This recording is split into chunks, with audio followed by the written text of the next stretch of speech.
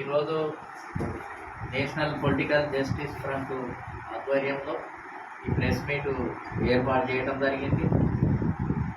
ఈరోజు ఉదయం 9 గంటల నుంచి 1 వరకు కూడా నేషనల్ పొలిటికల్ జస్టిస్ ఫ్రంట్ జాతీయ కార్యవర్గ సమావేశం, ముఖ్యంగా సౌత్ ఇండియాకు సంబంధించినటువంటి కార్యవర్గ సమావేశం ఈరోజు హైదరాబాద్లో ఉన్నటువంటి పంచగుట్ట కార్యాలయంలో జరిగింది. ఈ సమావేశానికి మరి ఆంధ్రప్రదేశ్ నుంచి ఏదైతే ఆంధ్ర పొలిటికల్ ఫ్రంట్ అనే సంస్థ ఈ మధ్యకాలంలోనే మరి చంద్రానంద్ గారి అధ్యక్షతన ఆవిడ సారథ్యంలో మరి ప్రారంభించడం జరిగింది. వారు దానికి చైర్మన్గా కొనసాగుతున్నారు.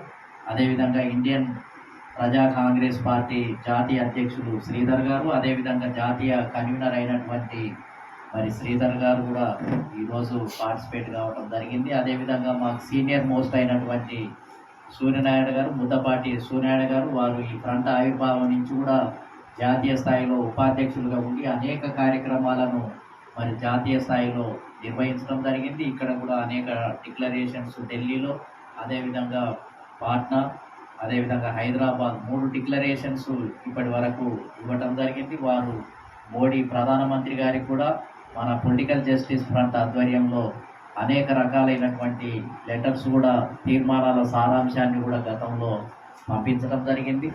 అదేవిధంగా ఈరోజు విశేషం ఏంటిది అని అంటే, ఈ south India national political justice front కార్యవర్గ సమావేశంలో మరి సోదరి మంచి డైనమిక్ నాయకురాలు, మంచి అవగాహన ఉన్నటువంటి వ్యక్తి మరి ప్రియాంక రవిప్రకాష్ గారిని జాతీయ స్థాయిలో మరి జాతీయ వైస్ చైర్మన్గా వారిని ఈరోజు నియామకం చేస్తూ ఈరోజు తీర్మానం చేయడం జరిగింది. దాన్నే ఈరోజు ఇక్కడ మేము ప్రకటిస్తూ ఉన్నాం.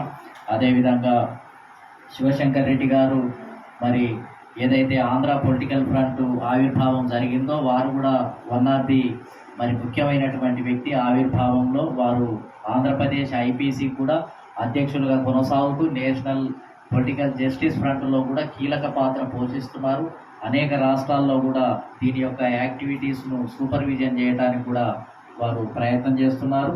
అదేవిధంగా సెల్వరాజు గారు ఐపీసీ రాష్ట్ర నాయకులు, అదేవిధంగా రాజు గారు మాకు చాలా ఈ ఐపీసీలో మరి మాతృదేవోభవ సంస్థలో కూడా చాలా కీలక పాత్ర పోషిస్తున్నటువంటి వ్యక్తి.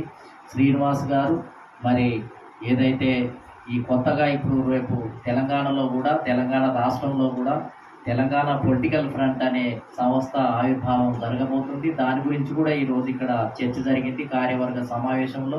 త్వరలో దాని ఆవిర్భావం జరుగుతుంది. శ్రీనివాస్ గారు దానికి సంబంధించిన దాంట్లో ముఖ్య పాత్ర వహించబోతున్నారు. ఇప్పుడు వారు మొత్తం ఏంటంటే నేషనల్ పొలిటికల్ జస్టిస్ ఫ్రంట్లోనే మరి కొన్ని అంశాల్లో వాళ్ళు సీనియర్ నాయకులుగా ఇక్కడ కొనసాగుతున్నారు. శ్రీనివాస్ గారు వారు మరి ఏదైతే యూట్యూబ్ ఛానల్ కూడా మరి ఎడిటర్గా కూడా వారు పనిచేస్తూ ఉన్నారు. ముఖ్యంగా ఏదైతే దేశంలో వేగంగా వస్తున్నటువంటి రాజకీయ పరిణామాలను కూడా గమనిస్తూ ఉంది ఈ నేషనల్ పొలిటికల్ జస్టిస్ ఫ్రంట్ అనేది. ఈ నేషనల్ పొలిటికల్ జస్టిస్ ఫ్రంట్లో అనేక రాజకీయ పార్టీలు, ప్రజా సంఘాలు, ప్రజాస్వామిక శక్తులు దీంట్లో భాగంగా పనిచేస్తున్నాయి.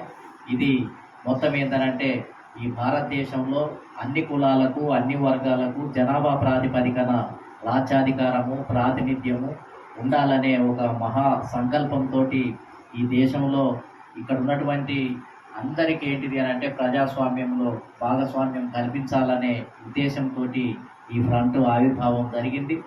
కాబట్టి జాతీయ స్థాయిలో వస్తున్న మార్పులు, ముఖ్యంగా ఆంధ్రప్రదేశ్, తెలంగాణ రాష్ట్రంలో ఈ మధ్యకాలంలో ఏంటిది అని అంటే ఇక్కడ ఈ 2 రాష్ట్రాల్లో కూడా బీసీ సమాజం 42% స్థానిక సంస్థలలో రిజర్వేషన్లు అనే అంశం ఒక ప్రధాన ఏజెండాగా ముందుకొచ్చింది.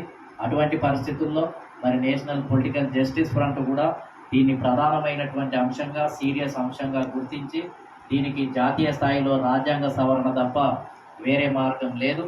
కాబట్టి రాజ్యాంగ సవరణ కోసం జరిగే ఉద్యమంలో మేమందరం కూడా అండగా ఉంటాము అని చెప్పి ఆంధ్ర పొలిటికల్ ఫ్రంట్ దాని చైర్మన్ గారు చంద్రానంద్ గారు, ఐపీసీ మరి ముఖ్యమైనటువంటి నాయకులు ప్రియాంక గారు మరి అందరూ కూడా జాతీయ స్థాయిలో అనేక రాష్ట్రాల్లో దీనికి సంబంధించి చర్చ జరగాలి. కాంగ్రెస్ పార్టీ ప్రధాన ప్రతిపక్షంగా ఉంది. కాంగ్రెస్ పార్టీ ప్రతిపక్షంగా ఉన్న రాహుల్ గాంధీ గారిని కలిసి ఆయన నేతృత్వంలో ఇండియా కూటమి ఉంది. ఇండియా కూటమికి దాదాపు 235 లోక్సభ స్థానాలు ఉన్నాయి. కాబట్టి వారు గనక లోక్సభలో మరి అంశాన్ని లేవనెత్తితే మరి కేంద్ర ప్రభుత్వమే దిగి రావడానికి అవకాశం ఉంది. ఎన్డీఏ కూటమి, అధికారంలో ఉన్న ఎన్డీఏ కూటమి, ప్రతిపక్షంలో ఉన్న ఇండియా కూటమి, ఈ రెండు కూటములు కనుక కలిస్తే ఈ రాజ్యాంగ సవరణ అనేది సులభంగా జరగటానికి అవకాశం ఉంది. ఎంతో కాలంగా మరి ఒక స్థానిక సంస్థలే కాదు, విద్యా ఉద్యోగ రంగాల్లో కూడా మరి ఆయా రాష్ట్రాలకు స్పెసిఫిక్గా మరి 45% లేకపోతే జనాభా ప్రాతినిధ్యం ప్రకారమా అనేది మరి ఆర్టికల్ 15 దాని పక్కన ఒక కొత్త క్లాజును చేర్చాల్సినటువంటి అవసరం ఉంది. స్థానిక సంస్థలకైతేనేమో ఆర్టికల్ 243D అనే ఆర్టికల్స్ ఉన్నాయి. దాని పక్కన జనాభా అని ఒక క్లాజును చేర్చడం ద్వారా అది కూడా కోర్టులు కొట్టివేయకుండా ఉండటానికి అవకాశం ఉంది. అదేవిధంగా బీసీలకు ఎప్పటి నుంచో కూడా రాజకీయ ప్రాతినిధ్యం లేకపోవడం వల్లనే ఈ దేశంలో వందలాది వేలాది కులాలు ఉన్నాయి. 3000కు పైగా బీసీ కులాలు ఉన్నాయి ఈ భారతదేశంలో. మరి బీసీ కులాలకు రాజకీయ ప్రాతినిధ్యం లభించాలి అని అంటే మరి రాజకీయ రిజర్వేషన్లే, పొలిటికల్ రిజర్వేషన్సే కల్పించాల్సినటువంటి అవసరం ఉంది. పొలిటికల్ రిజర్వేషన్స్ కల్పించాలి అని అంటే 330 అనే ఆర్టికల్ ఉంది. 330 అనే ఆర్టికల్ ఎస్సీ ఎస్టీలకు రాజకీయ రిజర్వేషన్లను సూచిస్తుంది. అదేవిధంగా 330 అదేవిధంగా ఏ అనే దాన్ని చేర్చడం ద్వారా ఉమెన్స్ కూడా రాజకీయ రిజర్వేషన్లను చేర్చడం జరిగింది. ఇప్పుడు బి అనే దాన్ని చేర్చడం ద్వారా 330 పక్కన బి అనే దాన్ని చేర్చడం ద్వారా బీసీ సమాజానికి కూడా రాజకీయ రిజర్వేషన్లు కల్పించడానికి అవకాశం ఉంది. కాబట్టి బి అనే రాజ్యాంగ సవరణ చేర్చడానికి కూడా జాతీయ స్థాయిలో ఒక ఉద్యమ కార్యక్రమాన్ని తీసుకొని రాబోతున్నాం.